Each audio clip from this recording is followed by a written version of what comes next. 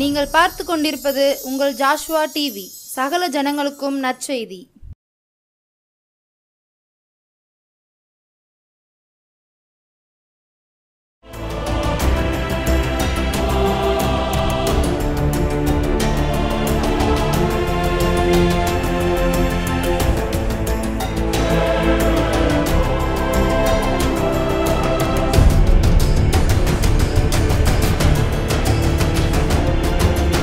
கர்த்தராகிய இயேசு கிறிஸ்துவின் நாமத்தினாலும் ஜாஸ்வா டிவி மூலமாகவும் மறுபடியுமாக இந்த மாலை வேளையில் உங்கள் யாவரையும் சந்திப்பதில் நான் மிக்க மகிழ்ச்சி அடைகிறேன்.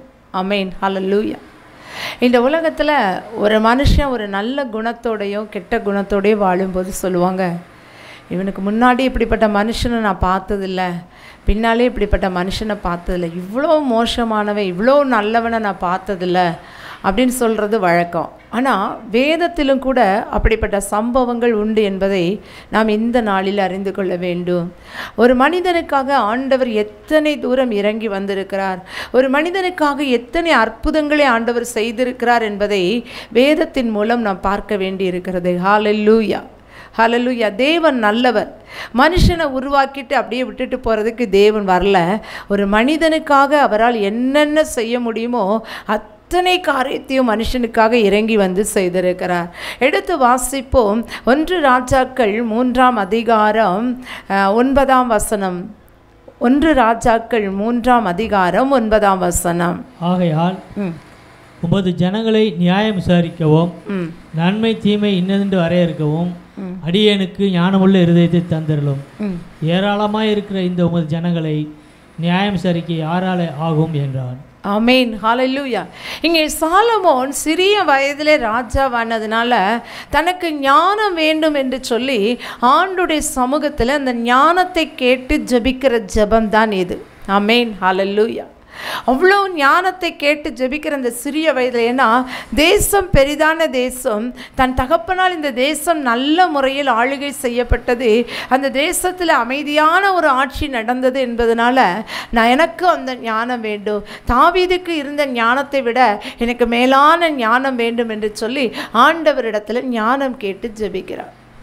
ஆண்டவரும் அவனுக்கு ஞானத்தை கொடுக்க விரும்புகிறார். ஏனென்று சொன்னால், எந்த மனுஷனையும் போல ஐஸ்வர்யத்தை நீ கேட்காதபடிக்கு இந்த நாட்டை ஆளக்கூடிய இந்த நாட்டின் ஜனங்களுக்கு நியாயம் விசாரிக்க நன்மையானதை செய்யத்தக்கதான நான் ஒரு நாளும் நியாயத்தில் தவறு செய்து விடக்கூடாது, அநியாயமாய் ஒரு தீர்ப்பு செய்து விடக்கூடாது, எனக்கு அதற்கேற்ற ஞானம் வேண்டும் என்று சொல்லி ஆண்டவரிடத்தில் கேட்டதுனால ஆண்டவர் சொல்கிறார், நீ என்ன செய்யலை, என்கிட்ட ஐஸ்வர்யத்தை கேட்கல, ஞானத்தை நீ கேட்டபடியால் உனக்கு அந்த ஞானத்தை என்ன செய்வேன், தருவேன். ஆமென், ஹல்லேலூயா.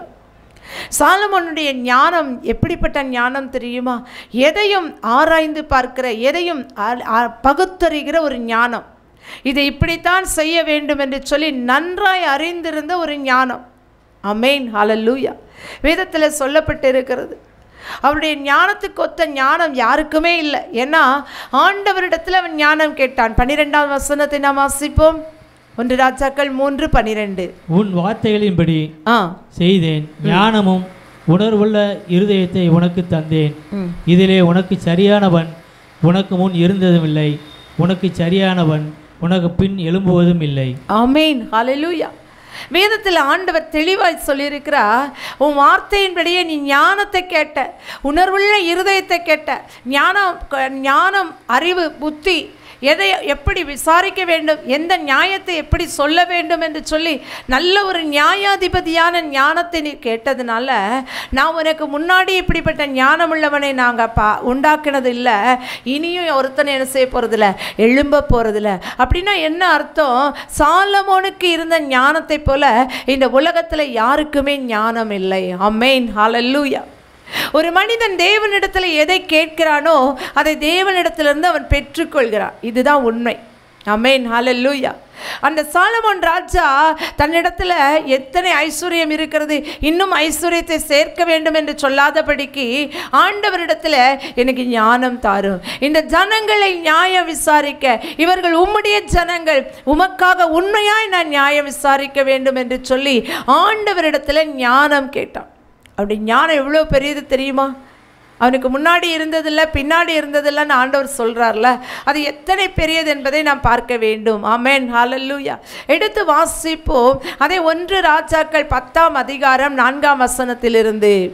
சேபாவின் ராஜஸ்திரீ சாலமோனுடைய சகல ஞானத்தையும் அவன் கட்டின அரண்மனையையும் அவன் பந்தியின் போஜன பதார்த்தங்களையும் அவன் ஊழியக்காரரின் வீடுகளையும் அவன் உத்தியோகஸ்தரின் வரிசையையும் அவர்கள் வஸ்திரங்களையும் அவனுடைய பான பாத்திரக்காரரையும் அவன் கர்த்தருடைய ஆலயத்துக்குள் பிரவேசிக்கும் நடை மண்டபத்தையும் கண்டபோது அவள் ஆச்சரியத்தால் பிரம்மை கொண்டு ராஜாவை நோக்கி, உம்முடைய வர்த்தமானங்களையும் உம்முடைய ஞானத்தையும் குறித்து நான் என் தேசத்திலே கேள்விப்பட்ட செய்தி மெய்யாயிற்று. நான் வந்து அதை என் கண்களால் காணும் மட்டும் அந்த வார்த்தைகளை நான் நம்பவில்லை. இவைகளில் பாதியாகிலும் எனக்கு அறிவிக்கப்படவில்லை என்று காண்கிறேன். நான் கேள்விப்பட்ட பிரஸ்தாபத்தை பார்க்கிலும் உம்முடைய ஞானமும் செல்வமும் அதிகமாக இருக்கிறது. உம்முடைய ஜனங்கள் பாக்கியவான்கள். எப்போதும் உமக்கு முன்பாக நின்று உம்முடைய ஞானத்தை கேட்கிற உம்முடைய ஊழியக்காரரும் பாக்கியவான்கள். உம்மை இஸ்ரவேலின் சிங்காசனத்தின் மேல் வைக்க உம்மேல் பிரியம் கொண்ட உம்முடைய தேவனாய கர்த்தர் ஸ்தோத்தரிக்கப்படுவாராக. கர்த்தர் இஸ்ரவேலை என்றைக்கும் சிநேகிக்கிறபடியினால் நியாயமும் நீதியும் செய்கிறதற்கு உம்மை ராஜாவாக ஏற்படுத்தினார் என்றாள். ஆமென், ஹல்லேலூயா. இங்கே சேபா நாட்டு ராஜஸ்திரி சொல்கிறாள், இந்த ராஜாவுடைய எல்லா ஞானத்தையும் அவளுடைய நாட்டிலே கேள்விப்பட்டார். கேள்விப்பட்டது மாத்திரம் அல்ல, இந்த ஞானம் எப்படிப்பட்டது என்று சொல்லி அறியும்படியாய் அவளிடத்தில் பல கேள்விகளை கேட்டார். எல்லா கேள்விகளுக்கும் சாலமோன் ராஜா அழகாக பதில் சொன்னார். ஆமென், ஹல்லேலூயா. என்னென்று சொன்னால், இந்த உலக ஞானம் அவருக்கு இல்லை, பரலோகத்திலிருந்து தேவ ஞானமே அவருக்கு இருக்கிறபடியால் இந்த உலகத்தில் உள்ள எல்லா காரியங்களுக்கும் அவருக்கு விடை தெரிந்திருந்தது. ஹல்லேலூயா. இந்த சேபாவின் ராஜஸ்திரீ அவனுடைய ஞானத்தை சோதித்தது மாத்திரமல்ல, அவனுடைய வேலை செய்கிறவர்களுக்கு ஏற்றாற் போல ஒவ்வொருவருக்கும் ஒவ்வொரு தகுதியான வீட்டை கட்டியிருந்தார். ஆமென், ஹல்லேலூயா. யார் என்ன வீட்டில் இருக்க வேண்டும், எப்படி வசிக்க வேண்டும். இன்றைக்கெல்லாம் அரசாங்க குடியிருப்புகள் உண்டு, நாம் பார்த்திருக்கிறோம். அதாவது அரசாங்கத்தில் வேலை செய்கிறவர்களுக்கு, இந்தந்த பதவியில் இருக்கிறவர்களுக்கு இன்னென்ன அந்த குவார்ட்டர்ஸ் கொடுப்பாங்க. ஹல்லேலூயா. அதே போல் இன்றைக்கே சாலமோன் ராஜா எத்தனையோ ஆண்டுகளுக்கு முன்பாய் சாலமோன் ராஜா யாருக்கு எப்படி வீடு கட்டி வைக்க வேண்டும், எப்படி அந்த வீட்டை அமைத்து கொடுக்க வேண்டும், தம்முடைய ஜனங்கள் தம்மிடத்தில் வேலை செய்கிறார்களே அவர்கள் நிம்மதியாய் வாழ அந்த வீட்டை எப்படி அமைக்க வேண்டும் என்று சொல்லி ஞானமாய் இந்த வீட்டை கட்டி வைத்திருந்தாராம். அது மாத்திரமல்ல, ஒவ்வொருவருக்கும் ஒவ்வொரு அதாவது சீருடைகள் போல அணிவித்திருந்தாராம். இவர்கள் இந்த உடையைத்தான் அணிவிக்க வேண்டும் என்று சொல்லி அவர்களுக்கு அந்த உடையை அணிவித்து அழகு பார்த்த ஒரு நல்ல ஒரு மனுஷனாய் இவன் காணப்பட்டான். ஹல்லேலூயா. தேவன் எவ்வளவு நல்லவர் பாருங்க. ஆமென், ஹல்லேலூயா. தேவன் அவருக்கு கொடுத்த ஞானம் மகத்துவமான ஒரு ஞானமாக இருந்தது. இதை அந்த ராஜஸ்திரி பார்த்த உடனே, கேள்விப்பட்ட உடனே அவளுக்குள்ள ஒரு பெரிய ஆச்சரியம். எவ்வளோ ஞானம்!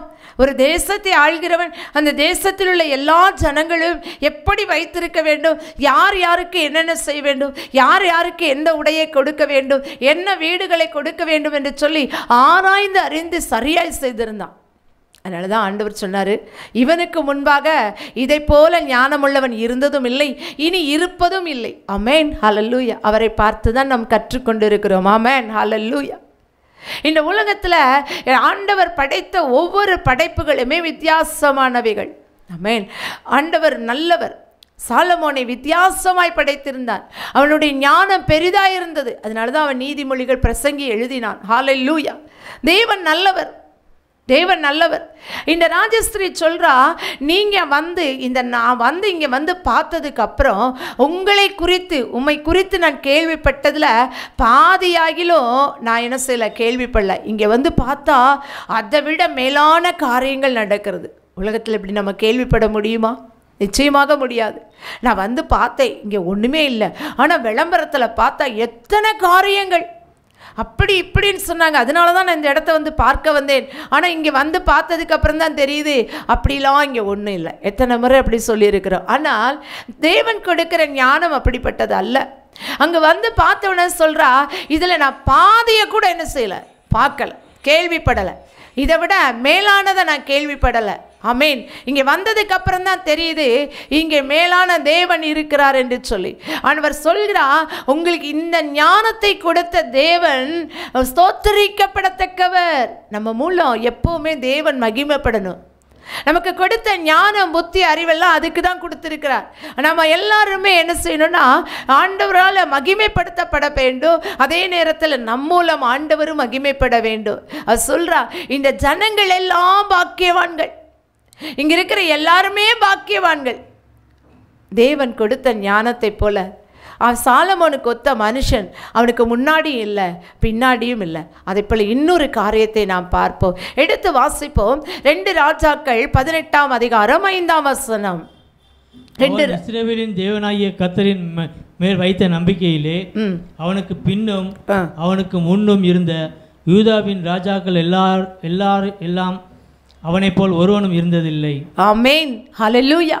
இங்கே வசனம் சொல்கிறது, அவர் மேல வச்ச நம்பிக்கையை போல இவனுக்கு முன்னாடியும் யாரும் இல்லை, இவனுக்கு பின்னாடியும் யாரும் இல்லை. ஏன்னா அந்த அளவுக்கு நம்பிக்கை வைத்தானா. யார் அந்தவர்? எசேக்கியா ராஜா. அவனுக்கு அந்த ஆண்டவர் மேல வைத்த நம்பிக்கையில அவனுக்கு முன்னாடி யாரும் இல்லையா, பின்னாடியும் யாரும் இல்லையா. அந்த அளவுக்கு தேவனை நம்பி இருந்தான். எப்படி தெரியுமா? அதே அதிகாரம் 2 ராஜாக்கள் 20ஆம் அதிகாரத்தில் ஒரு சொல்லப்பட்டிருக்க ஒன்றிலிருந்து நாம் பார்ப்போமானால், அவனுக்கு பயங்கர வியாதி, மரணம் குறிக்கப்பட்டு விட்டது. ஏசாயா தீர்க்கதரிசி மூலம் உனக்கு மரணம் என்று சொல்லிவிட்டான். ஆனால் அவன் என்ன செய்தான் தெரியுமா? சுவர்புறமாய் திரும்பி தன் தேவனை நோக்கி அழுதான். தேவன் அவன் நம்பிக்கையை பார்த்தான். ஆண்டவர் தானே சொல்லி அனுப்பினாரு எனக்கு மரணம்னு சொல்லி.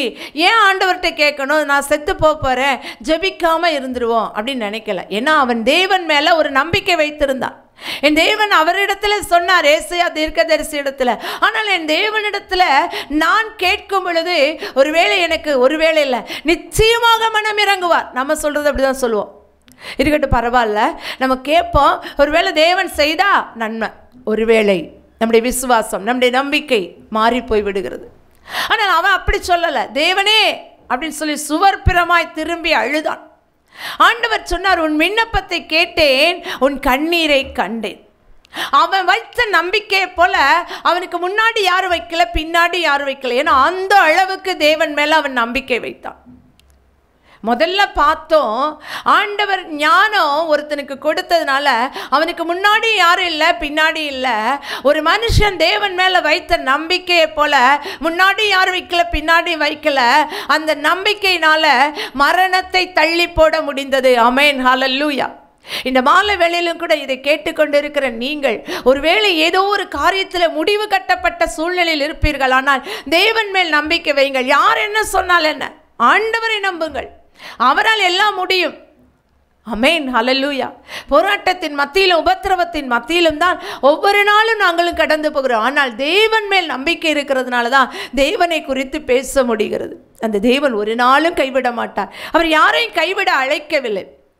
அவருக்கு ஒரு அடையாளத்தை காட்டி அந்த கடிகாரத்தில் 10 பாகை பின்னிட்டு போக செய்தார். முன்னாடி தான் கடிகாரம் போகும், எப்பவுமே பின்னாடி போகாது. ஆனால் ஒரு மனுஷனுக்காக தேவன் இறங்கி வருகிறார். அடுத்ததாக நான் வாசிப்போம் ஒரு மனிதனுக்காக தேவன் செய்த காரியத்தை. யோசுவா 10ஆம் அதிகாரம், ஹல்லேலூயா, 12ஆம் வசனம். யோசுவா 10ஆம் அதிகாரம் 12ஆம் வசனம். கர்த்தர் எமோரியரை இஸ்ரவேல் புத்திரருக்கு முன்பாக ஒப்பு கொடுக்கிற நாளிலே யோசுவா கர்த்தரை நோக்கி பேசி, பின்பு இஸ்ரவேலின் கண்களுக்கு முன்பாக, சூரியனே நீ கிபியோன் மேலும், சந்திரனே நீ ஆயலோன் பள்ளத்தாக்கின் மேலும் தரித்து நில்லுங்கள் என்றான். ஆமென், ஹல்லேலூயா. இங்கே ஒரு யுத்தம் நடக்கிறது. ஆனால் இவன் சொல்றான், நாங்கள் யுத்தம் முடிக்கிற வரைக்கும் நீ என்ன செய்யக்கூடாது, சூரியனை பார்த்து சொல்கிறான் நீ மறையக்கூடாது. ஆமென், ஹல்லேலூயா. சந்திரனை பார்த்து சொல்கிறான் இங்கே தான் இருக்கணும். அவங்க சொன்னதுபடியே என்ன செஞ்சுதான், அங்கேயே இருந்துதான். யுத்தம் முடிகிற வரைக்கும் சூரியனும் சந்திரனும் ஒரு நாள் மட்டும் அப்படியே இருந்துதான். இன்னைக்கு நாம் சொன்னால் அப்படி நடக்குமா? நாம் சொன்னால் அப்படி நடக்குமா? தேவனிடத்தில் விசுவாசம் உள்ளவர்களாய் தேவனிடத்தில் அன்பு கூர்ந்தே அவர் சொல்றாரு, இந்த மலையை பார்த்து கடுகளவு விசுவாசம் நமக்கு இருந்தால் போதும், பெயர்ந்து போன்னு சொன்னால் அது என்ன செய்யுமா? பெயர்ந்து போகுமா? அப்போ நம்மகிட்ட என்ன இல்லை? அந்த விசுவாசம் இல்லை. ஆண்டவர் கப்பலின் பின்னணியத்தில் படுத்திருந்தார். கடல் கொந்தளித்தது, காற்று அடித்தது, அலை மோதியது, படகு கவிழ்ந்து விடும் போல இருந்தது. ஆனால் சீசர்கள் எல்லாம் என்ன சொன்னாங்க? ஐயரே, நாங்கள் மடிந்து போகிறோம், நாங்கள் மடிந்து போகிறோம். ஆண்டவர் தானே சேர்ந்து மடிந்து போவார் என்று சொல்லி எண்ணம் அன்றைக்கு சீசர்களுக்கு இல்லை, நமக்கும் இருக்காது. சில வேளை பிரச்சனைகளின் மத்தியில் ஆண்டவர் என்னை கைவிட்டு விட்டார் என்று சொல்லி நாம் கதறுவோம். ஆண்டவர் நம்மை விட்டு விட்டார், அவ்வளவுதான், என் வாழ்க்கையெல்லாம் முடிந்தது என்று சொல்லி. எல்லாருமே அப்படித்தான். எந்த மனுஷனுமே நான் தைரியசாலி, ஒரு நாள் நான் அப்படி சொன்னதில்லை என்று சொல்ல முடியாது. எல்லாருமே அந்த சூழ்நிலைகளை பார்ப்போமே தவிர அந்த சூழ்நிலைகளுக்கு அப்பால் இருக்கிற இயேசுவை நாம் பார்க்க மாட்டோம். ஹல்லேலூயா. தேவன் நல்லவர், தேவன் நல்லவர். அதே அதிகாரம் 13ஆம் வசனத்தை நாம் வாசிப்போம். யோசுவா 10:13. அப்பொழுது ஜனங்கள் தங்கள் சத்துருக்களுக்கு நீதியை சரிக்கட்டும் மட்டும் சூரியன் தரித்தது, சந்திரனும் நின்றது. இது யாசேரின் புஸ்தகத்தில் எழுதியிருக்கவில்லையா? 14 சேர்த்து வசனங்க. ஹல்லேலூயா. எழுதியிருக்கவில்லையா? அப்படியே சூரியன் அஸ்தமிக்க தீவிரிக்காமல் ஏறக்குறைய ஒரு பகல் முழுவதும் நடுவானத்தில் நின்றது. இப்படி கர்த்தர் ஒரு மனிதனுடைய சொல் கேட்ட அந்த நாளை யுத்த நாள், அதற்கு முன்னும் இல்லை அதற்கு பின்னும் இல்லை. கர்த்தர் இஸ்ரவேலுக்காக யுத்தம் பண்ணினார். ஆமென். ஹல்லேலூயா. சூரியனும் அதே இடத்துல சந்திரனும் ஒரு நாள் மட்டும் அவர்கள் யுத்தம் பண்ணி முடிக்கும் வரைக்கும் இருந்துதான். இஸ்ரவேல் ஜனங்கள் யுத்தத்தில் வல்லவர்கள் என்பதை மனுஷர்கள் எல்லாரும் அறிந்திருந்தார்கள். ஆண்டவரையும் அவர் பற்றி கொண்டு ஆண்டவரும் அவர்களுக்காக யுத்தம் பண்ணுவார் என்பதையும் எதிரிகள் அறிந்திருந்தார்கள். ஆனாலும் கூட இந்த யுத்தத்தில் யோசுவா சொன்னார், சூரியனே சந்திரனே நீ மறைந்து போகாது, மறைந்து போகக்கூடாது. இன்னைக்கு என்னுடைய ஜனங்கள் வெளிச்சத்தில் நின்று யுத்தம் பண்ண வேண்டும், இருளின் ஆதிக்கத்திலிருந்து விடுவிக்கப்பட வேண்டும். இன்னைக்கு யாரெல்லாம் இருளின் ஆதிக்கத்தில் இருக்கிறீர்களோ அத்தனை பேரையும் விடுவிக்கிற தேவன் நம் மத்தியில் இறங்கி வந்திருக்கிறார். அந்த இருளினால தான அநேக துன்பங்களை நாம் அனுபவித்து கொண்டிருக்கிறோம். வாழ்க்கையில் ஒவ்வொருவருடைய வாழ்க்கையிலும் ஏதோ ஒரு உதயம் தேவை, ஏதோ ஒரு வெளிச்சம் தேவை, ஏதோ ஒரு விடிவு காலம் தேவை. ஆனால் இன்றைக்கு வரைக்கும் நான் எத்தனை முறையோ முயன்று விட்டு என் வாழ்க்கையில் விடிவு காலமே இல்லை என்று சொல்வீர்கள். ஆனால் இன்றைக்கு ஆண்டவர் சொல்கிறார், யோசுவாவுக்காக இஸ்ரவேல் ஜனங்களுக்காக சூரியனையும் சந்திரனையும் ஒரு நாள் மட்டும் நடுவானிலே நிறுத்தி வைத்தாரே, அந்த தேவன் நம்முடைய தேவனாய் இருக்கிறார். ஆமென். ஹல்லேலூயா. நாம தான் என்ன செய்கிறது? நம்ம தேவனை விசுவாசிக்கிறது கிடையாது. நமக்காக அவர் யாவையும் செய்து முடிக்கிற தேவன், நம்மை அரவணைக்கிற தேவன், நம்மை ஆசீர்வதிக்கிற தேவன், நம்மை விடுவிக்கிற தேவன் என்பதை நாம் அறியாமல் இருக்கிறோம். ஒரு மனுஷனுடைய வார்த்தைக்கு, ஒரு சொல்லுக்கு இதுவரை ஆண்டவர் என்ன செஞ்சது இல்லையா, கேட்டது இல்லையா? அதற்கு முன்பு யோசுவா சொல்வதற்கு முன்பும் அவர் கேட்டது இல்லையா? முன்னும் இருந்ததில்லை, பின்னும் இருந்ததில்லை. ஆண்டவர் மனுஷனுடைய வார்த்தையை கேட்டு ஒரு மனிதன் எந்த அளவுக்கு ஆண்டவரை நேசிக்கிறானோ அந்த அளவுக்கு அவனுடைய வார்த்தைக்கு, அவனுடைய சொல்லுக்கு செவி கொடுப்பார் என்பதற்கு இது திருஷ்டாந்தமான ஒரு காரியம். முதலாவது நம்ம பார்த்தோம், ஆண்டவர் மனுஷனுக்கு கொடுக்கிற ஞானத்தை விட அதிக ஞானத்தை சாலமோனுக்கு கொடுத்து அவனுக்கு முன்பும் இந்த ஞானத்தை ஒத்த மனுஷன் இல்லை, பின்னாடி இல்லைன்னு சொன்னார். அதே போல் எசேக்கியாவை பார்த்து இவனை போல நம்பிக்கை வைத்த ஒரு மனுஷன் இவனுக்கு முன்னும் இல்லை இவனுக்கு பின்னும் இல்லைன்னு சொன்னார். அடுத்ததாக யோசுவாவை பார்த்து சொன்னார், மனுஷனுடைய சொல்லை கேட்டு வானத்தில் சூரியனையும் சந்திரனையும் நிறுத்தி வைத்த தேவன் இவனுக்கு முன்னாடி இப்படிப்பட்ட காரியம் இல்லை, ஒரு மனுஷ வார்த்தை கீழ்ப்படி ஆண்டவர் கேட்டு செய்வதற்கு இதுக்கு பின்னாடி இல்லை. ஆமென். ஹல்லேலூயா. எவ்வளவு நல்ல தேவன் பாருங்க, எவ்வளவு நல்ல தேவன். அந்த நாட்களில் மனிதர்களோடு கூட கர்த்தர் எந்த அளவுக்கு நேசித்து அவர்களுக்காக யுத்தம் பண்ணினார். அந்த நாட்களை விட இந்த நாட்களில் ஆண்டவர் நம் அருகில் இருக்கிறார். ஏனென்று சொன்னால், நான் போய் ஒரு தேற்றர வாளனை உங்களுக்கு அனுப்புகிறேன் என்று சொன்ன தேவன் அந்த தேற்றர வாளனை நிச்சயமாய் அனுப்பியிருக்கிறார். ஆமென். ஹல்லேலூயா. இந்த வார்த்தையை பேசுவதற்கு முன்பாய் நாங்கள் கடந்து வரும் பொழுது கரெக்டாக ஒரு இடத்துல அந்த வண்டியில் பெல்ட்டு அத்து வண்டி அப்படியே மூவ் ஆகவே இல்லை. இந்த சூழ்நிலையில் பார்த்தீங்கன்னா நடுக்காடோ என்று சொல்லி நாங்கள் நினைத்தோம். நல்ல ஒரு பெட்ரோல் பங்க் இருந்து அங்கே போய் நாங்கள் ஏதாவது ஒரு ஷாப் நம்பருக்கு இருக்குமா என்று கேட்டபோது கர்த்தர் அதற்கான கிரியை செய்தார். 2 மணி நேரங்கள் அங்கே காத்திருந்தாலும் நாங்கள் எங்கள் தேவனை நாம் நினைத்து துதித்தோம். எவ்வளவு நல்ல தேவன்! நடுக்காட்டில் நம்மளை விடலை இல்லை. ஆண்டவர் சரியான இடத்துல வரும்போது அந்த வண்டியை நிறுத்தினார். தேவன் நல்லவர். அவர் எப்போதுமே நம்ம கூட இருக்கிறார்.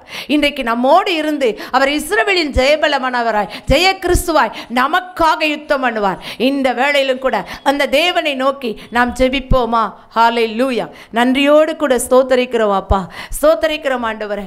ஏசப்பா, சாலமோனுக்கு ஒத்த ஞானத்தை எங்களுக்கும் எங்கள் பிள்ளைகளுக்கும் கொடுத்து எங்கள் குடும்பங்களை எங்கள் பிள்ளைகளையும் ஆளுகை செய்கிற தேவன் ஞானம் வருவதாக என்று ஜெபிக்கிறோம். அதே போல நாங்கள் எசேக்கியாவை போல பேல் ஆண்டவரே ஒரு அசையா நம்பிக்கை வைத்து எங்கள் ஆயுசு நாட்களோட 15 ஆண்டுகளை கூட்டி தாரும் என்று சொல்லி எசேக்கியா ஜெபித்தது போல அவனுடைய ஆண்டுகளை கூட்டி கொடுத்த தேவன் எங்களுடைய வாழ்க்கையில் எல்லா விதத்திலும் ஆசீர்வாதத்தை கூட்டி தர ஒப்பு கொடுக்கிறோம். அதே ஆண்டவர் அப்பா யோசுவாவுக்காய் சூரியனையும் சந்திரனை நிறுத்தின போது ஆண்டவரை சத்துருக்களை அவர்கள் மடங்கடித்தார்களே, எங்கள் வாழ்க்கையிலும் ஆண்டவரை சத்துருக்களை மடங்கடிக்கிற இருளை போக்குகிற ஒரு வெளிச்சமாய் இயேசு கடந்து வர ஒப்பு கொடுக்கிறோம். பெரிய காரியங்களை செய்யும். இந்த செய்தியை கேட்ட ஒவ்வொருவரையும் ஆசீர்வதியும். மீட்பர் இயேசு நாமத்தில் நல்ல பிதாவே, ஆமேன் ஆமேன். இந்த செய்தியை கேட்ட உங்கள் யாவரையும் கர்த்தர் தாமே ஆசீர்வதிப்பாராக. ஆமேன் ஆமேன்.